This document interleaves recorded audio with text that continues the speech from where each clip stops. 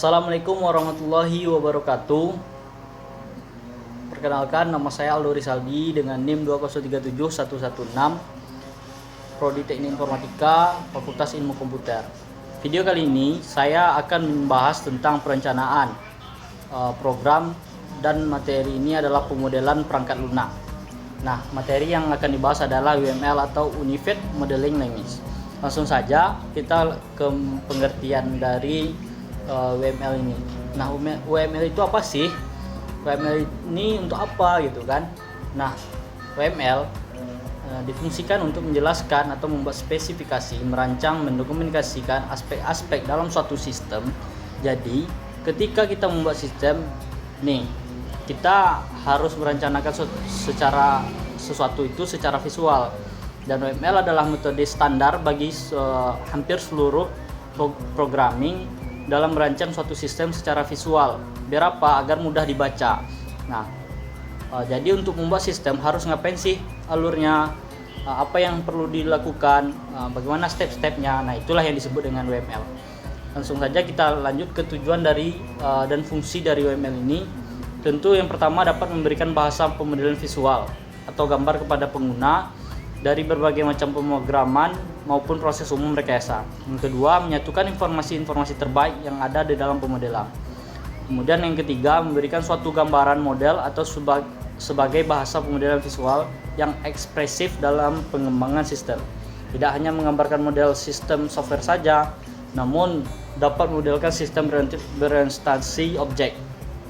Nah, nomor 5 tentu mempermudah pengguna untuk membaca suatu sistem. Nah, itulah fungsi dan tujuan dari pemodelan atau metode menggunakan UML. Dalam UML itu ada 4 macam hubungan atau relationship. Yang pertama itu dependensi. Nah, dependensi itu apa? Dependensi itu yaitu hubungan yang simpatik antara dua objek.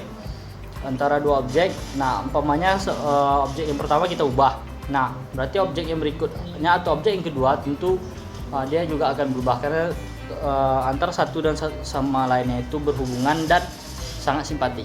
Kemudian yang kedua, association, yang dimana satu benda secara struktural di antara objek dan di dalam kesatuan objek. Nah, benda tersebut di dalam objek yang di dalam kesatuan objek. Nah, itulah yang disebut association atau asosiasi.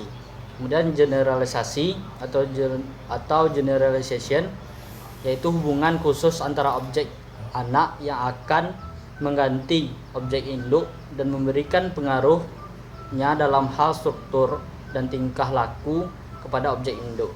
Nah, yang keempat, yang terakhir yaitu realization, yaitu hubungan yang simpatik antara pengkelompokan yang menjamin adanya ikatan antaranya. Hal ini diwujudkan dalam interface atau class atau elemen. Nah, itulah hubungan antara satu sama lain di dalam UML. Nah, selanjutnya contoh-contoh diagram yang ada di dalam UML. Nah, di sini saya tampilkan gambarnya agar lebih jelas, full screen.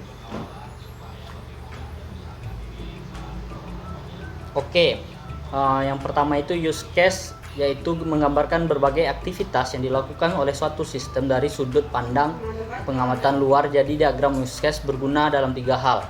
1, menjelaskan fasilitas yang ada. Nah, yang kedua, komunikasi dengan klien. Nah, yang kedua itu komunikasi dengan klien.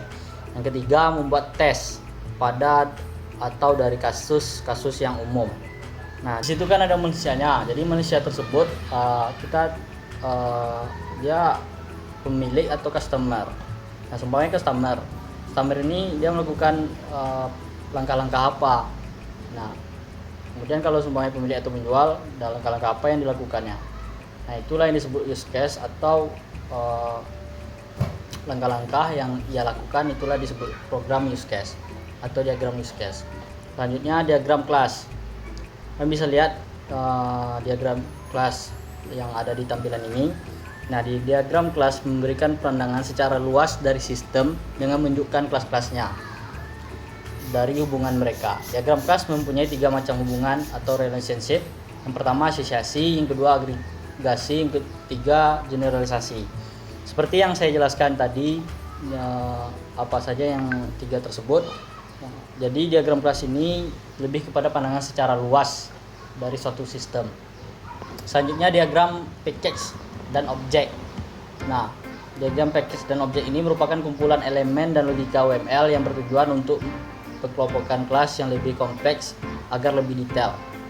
Selanjutnya diagram sequence merupakan salah satu diagram interaction yang menjelaskan bagaimana secara atau suatu operasi dilakukan secara berdasarkan waktu. Selanjutnya diagram collaboration. Diagram ini juga merupakan diagram interaction yang berfungsi membawa informasi yang sama dengan diagram sequence, tapi lebih memusatkan pada kegiatan objek dari waktu informasi itu dikirimkan.